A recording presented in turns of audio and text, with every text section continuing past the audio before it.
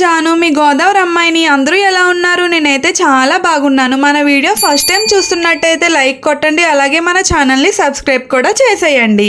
ఇప్పుడు సోషల్ మీడియాని షేక్ చేస్తున్న విషయం ఒకటే కదా, అదే 7 ఏళ్ళకు ఒకసారి వచ్చే ఏలూరు గంగానమ్మవారి జాతర. సో నేను కూడా జాతర చూడడానికి ఏలూరు వచ్చేసానండి. సో మేమైతే రాజమండ్రి నుంచి స్టార్ట్ అయ్యామండి. కోటపల్లి బస్ స్టాండ్కి వచ్చి ఏలూరు బస్ అయితే ఎక్కాము. మా అదృష్టం ఏంటో కొవ్వూరు వచ్చేసరికి బస్ టైర్ కి ప్యాచ్ పడిపోయింది. ఇంకా తర్వాత వెంటనే ఒక బస్ అయితే వచ్చిందండి. ఆ బస్ అయితే ఎక్కేసాము. ఫైనల్ గా ఏలూరు అయితే రీచ్ అయిపోయామండి. గంగానమ్మ తల్లివారి గుడి తూర్పు వీధిలో అయితే ఉంటుందండి. అక్కడికైతే స్టార్ట్ అయిపోయాము.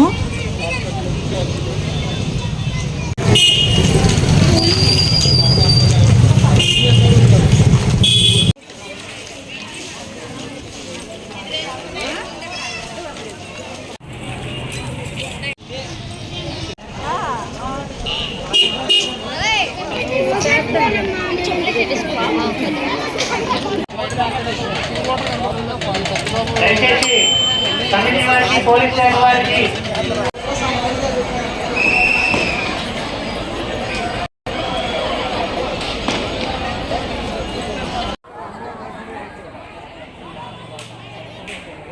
టెంపుల్కి అయితే రీచ్ అయిపోయామండి. చాలా మంది జనాలు అయితే వచ్చారు. చాలా దూరాల నుంచి వచ్చారు జాతర చూడడానికి. 6 గంటల నుంచి లైన్ లో ఉన్నామండి. లైన్ అస్సలు ఖాళీ లేదు. అసలు చూడండి, చాలా పెద్ద లైన్ ఉంది. ఇంకా మేము లైన్లోనే 2 అవర్స్ పాటు అయితే ఉన్నామండి. టికెట్స్ లైన్స్ అయితే పెట్టారు. మేమైతే 50 రూపీస్ టికెట్స్ అయితే తీసుకున్నాము. పూర్వం ఏలూరు గ్రామంలో ప్రజలందరూని కలరా, మసూచి వంటి ప్రాణాంతకరమైన వ్యాధులు వచ్చి ప్రాణాలైతే కోల్పోయేవారంటే అండి. వాళ్ళని కాపాడడానికి గంగానమ్మ తల్లి 2గా విడిపోయి అక్క చెల్లెళ్ళు ఇద్దరు తూర్పు వైపు ఒకలుని, పడమర వైపు ఒకలుని ఊరిని సంరక్షిస్తూ వచ్చేవారంటే ఊరికి ఎటువంటి దుష్టశక్తులు రాకుండా ఊర్లో ప్రజలు బాగుండేలాగా, ఊరు సుభిక్షంగా ఉండేలాగా కాపాడుకుంటూ వచ్చేవారంటే అండి. జాతర మొత్తం 3 నెలల 6 రోజులు ఉంటుంది కదండి. మరి ఆ జాతర అయ్యే వరకు కూడా ఊర్లో ఎవరు ఎలాంటి శుభకార్యాలు అయితే చేసుకోకూడదు అంటే ఇది పూర్వం నుంచి కూడా ఉన్నదంట. మరి ఆ ఊర్లో ఈ జాతర అయ్యే వరకు కూడా పెళ్లిళ్ళు గాని, ఫంక్షన్లు గాని, పండుగలు గాని ఎవరు చేసుకోరు. అసలు ఈ జాతర అయిన తర్వాతే వాళ్ళైతే శుభకార్యాలే మొదలు పెడతారు. ఊరిలో ఉన్న ప్రతి ఒక్కరు వాళ్ళ వాళ్ళ ఇళ్లలో నుంచి అన్నం, బూరెలు, గారెలు తెచ్చి కుంభంలో పోస్తారండి. అలాగే కోర్ల బండి ఊరేగింపు కూడా చాలా ప్రత్యేకమైనది. ఈ కోర్ల బండి విశిష్టత ఏమిటంటే గంగానమ్మ చెల్లెలు కోర్లంకమ్మ వారండి. ఆవిడ చాలా ఉగ్ర స్వరూపం, ఆదిపరాశక్తి అండి. ఈ కోర్ల బండిపై ఉన్న పంబలవారు సాక్షాత్తు కోర్లంకమ్మ వారి స్వరూపం అండి. ఆయనకు మత్తు తెలియకుండా కళ్ళవ్వి తాగిస్తారంట. ఎందుకంటే ఊరంతా ఊరేగించి తూర్పు వైపు ఉన్న పొలిమేరలకు కుంభంతో పాటు ఆయన్ని కూడా అక్కడ విడిచిపెట్టి అయితే వచ్చేస్తారేంటండి. ఆయన తెల్లవారుజామున పొద్దున్న అయితే రావాలి ఇంటికి. అప్పటి వరకు కూడా వాళ్ళ వైఫ్ ఎవరైతే ఉంటారో ఆవిడ అమ్మవారికి పూజ చేస్తా ఉండాలంటండి.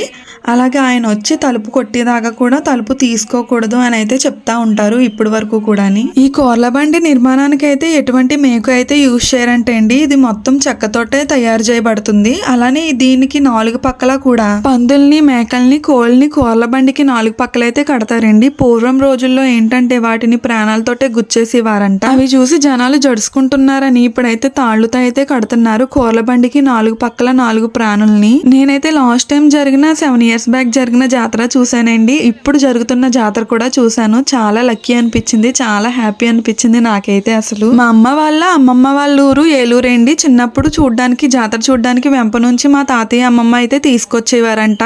మా అమ్మ ఇప్పటికీ చెప్పుద్ది. మేము అమ్మవారిని దర్శించుకొని బయటకు వచ్చేసరికి అయితే చీకటి పడిపోయిందండి. ఇంకా అలా తిరుగుతూ తీర్థం అయితే చూసి ఇంక ఇంటికైతే స్టార్ట్ అయ్యాము. నా ఛానల్ ఫస్ట్ టైం ఎవరైతే చూస్తున్నారో ప్లీజ్ సబ్స్క్రైబ్ చేయండి. అలాగే వీడియోకి లైక్ చేయండి, తెలియని వాళ్ళకి షేర్ కూడా చేయండి. ఇంకా ఉండి కొద్ది మన ఛానల్లో మంచి మంచి వీడియోస్ అయితే వస్తాయండి. Thank you for watching.